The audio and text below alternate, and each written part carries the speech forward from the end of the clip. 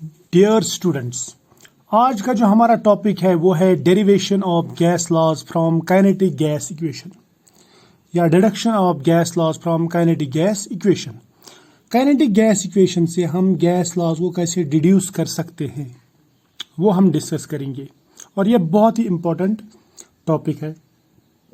बहुत इम्पोर्टेंट इसलिए क्योंकि इससे प्रॉब्लम सॉल्व करने में आपको हेल्प मिलेगी। स्टूडेंट्स, हमारे पास में जो काइनेटिक गैस इक्वेशन है वो हमने पहले ही पढ़ी हुई है और वो है PV is equal to 1/3 mnu²। इसमें जो ये P है it stands for pressure, V stands for volume और 1/3 तो ये कांस्टेंट वैल्यू है। M जो है small m, it is mass of one molecule of gas और N means total number of molecules of gas और U जो है it means root mean square velocity. यानी अगर हमारे पास में एक गैस कंटेनर है, उसमें आइडियल गैस भरी हुई है, उस गैस में एज पर काइनेटिक गैस इक्वेशन जो प्रेशर वॉल्यूम होगा वो बराबर होगा mass of one molecule of gas into number of molecules, total number of molecules, यानी इनके मास पे डिपेंड करेगा और डिपेंड करेगा उसमें रूट मीन स्क्वायर वेलोसिटी कितनी, यानी मॉलिक्यूल्स कितने फास्ट चल रहे हैं, इस पर डिपेंड करेगा। ठीक है, अब इस गैस इक्वेशन को हम यूज करेंगे for the deduction of gas laws, जैसे बॉयलेज लॉ है, चार्लीज लॉ वगैरह। तो कैसे कर सकते हैं ये देखेंगे।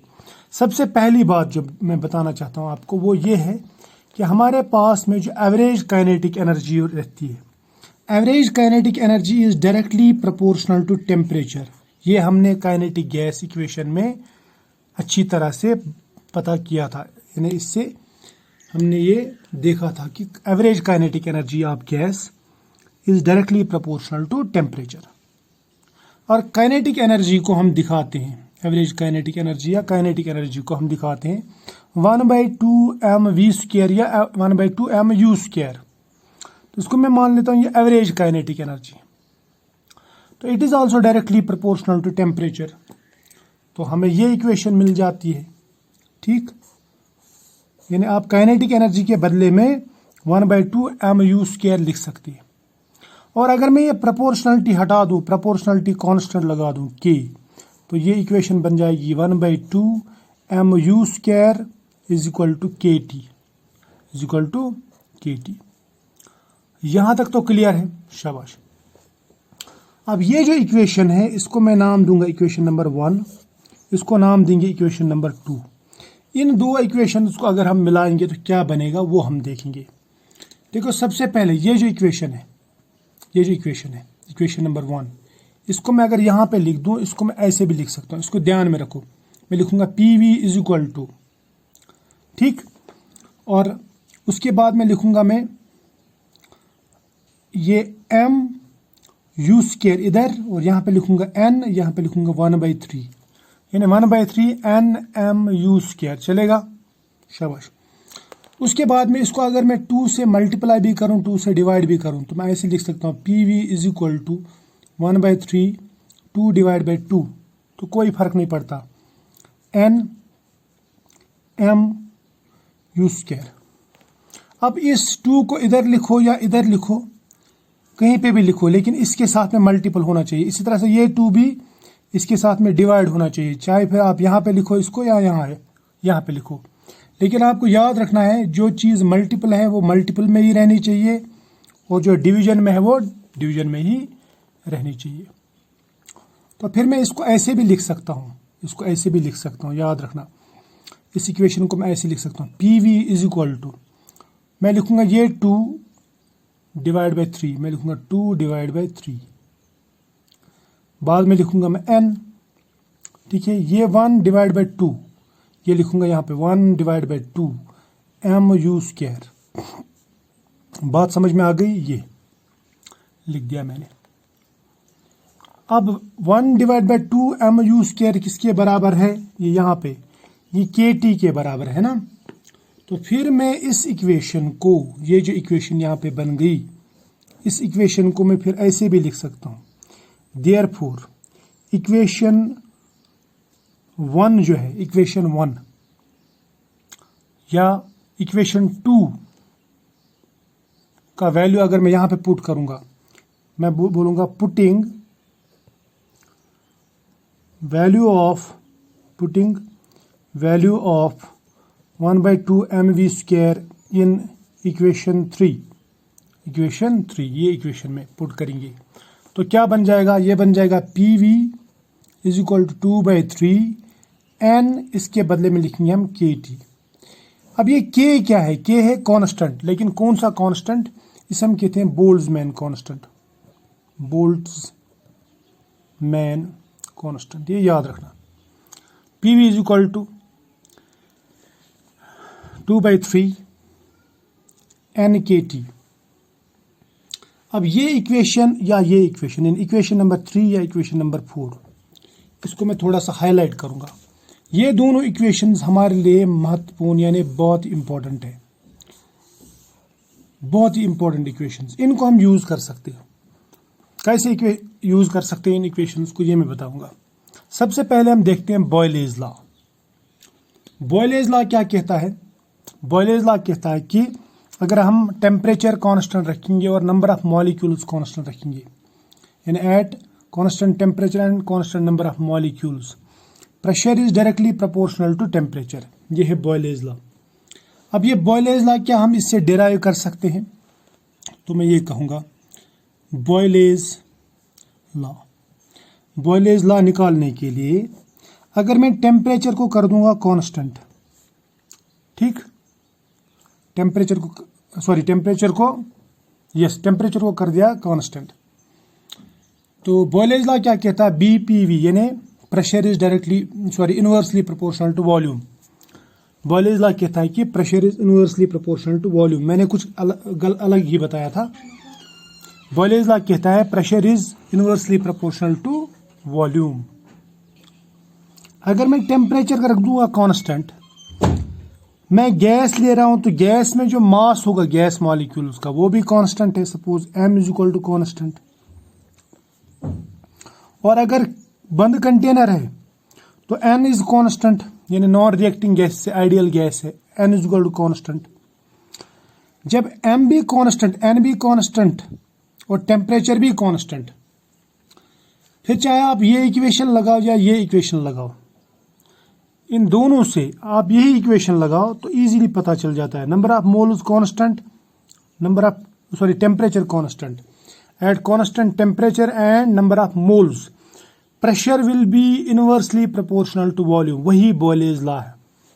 तो हम यहाँ पे देखते हैं, अब ये लगा दो कांस्टेंट, ये भी कांस्टेंट, ये भी कांस्टेंट। इक्वेशन 4 जो है, इक्वेशन 4 वो क्या बनेगी, इक्वेशन 4 बनेगी PV is equal to 2/3 n constant, K तो ऑलरेडी कांस्टेंट है, T भी कांस्टेंट है, तो इनटू लिखेंगे और एक कांस्टेंट, ये भी कांस्टेंट है, तो फिर मैं ये कहूंगा PV is equal to constant, simple. या P is inversely proportional to V, या आप ऐसे भी लिख सकते हैं P is equal to constant divide by V। Constant हटाओ तो प्रोपोर्शनलिटी लगाओ, तो ये जो लॉ है it is called Boyle's law. Boyle's law यहां तक ठीक है, शाबाश। अब हम देखते हैं चार्लेज लॉ। चार्लेज लॉ कैसे निकाल सकते हैं इससे। अब हम डिड्यूस करेंगे चार्लेज लॉ। क्या करेंगे, डिड्यूस चार्लेज लॉ। चार्लेज लॉ क्या कहता है कि CVT, यानी चार्लेज लॉ कहता है कि volume is directly proportional to temperature. ये है चार्लेज लॉ, CVT, यानी at constant pressure and number of moles, जो वॉल्यूम ऑफ गैस रहता है that is directly proportional to temperature. यानी अगर हम प्रेशर और नंबर ऑफ मोल्स कांस्टेंट कर देंगे, फिक्स कर देंगे, तो जो वॉल्यूम रहेगा गैस का वो डिपेंड करेगा या वो डायरेक्टली प्रोपोर्शनल होगा टेम्परेचर की। ये चार्लेज लॉ है। अब ये जो चीज है, ये बात हमें इस काइनेटिक गैस इक्वेशन से डिराइव करनी है। हमने जो काइनेटिक गैस इक्वेशन मॉडिफाई की थी वो बन गया था PV is equal to 2/3 NKT, ये इक्वेशन थी हमारे पास, ठीक है ना। अब अगर मैं मास कांस्टेंट कर दूं, मास ऑफ गैस, क्योंकि वो फिक्स ही रहेगा, आइडियल गैस है, वो रिएक्ट नहीं हो रहा, कुछ चेंज नहीं हो रहा, मास कांस्टेंट है, और इसमें मैं n कांस्टेंट कर दूं, यानी नंबर ऑफ मोल्स कांस्टेंट, यानी बंद चेंबर है, और प्रेशर भी इसमें कांस्टेंट, प्रेशर फिक्स कर देता हूं कांस्टेंट, मूवेबल पिस्टन है मान लीजिए। तो उस सूरत में क्या होगा, ये कांस्टेंट है, ये कांस्टेंट हो जाएगा, ये कांस्टेंट ऑलरेडी है, ये दोनों कांस्टेंट है। तो मैं इसको ऐसे कह सकता हूँ, फिर मेरी बात समझ लेना, मैं इसको ऐसे लिख सकता हूँ, V = 2/3 NKT divide by P, यही बन जाएगा। और यहाँ पे ये भी कांस्टेंट है, ये भी कांस्टेंट है, ठीक, ये मैंने कांस्टेंट कर दिया, ये भी कांस्टेंट कर दिया, ये ऑलरेडी कांस्टेंट है। तो यहाँ पे V = कांस्टेंट इनटू टेम्परेचर आ रहा है। अब कांस्टेंट हटाओ तो आपको मिल जाएगा V is directly proportional to temperature. ये है चार्लेज लॉ,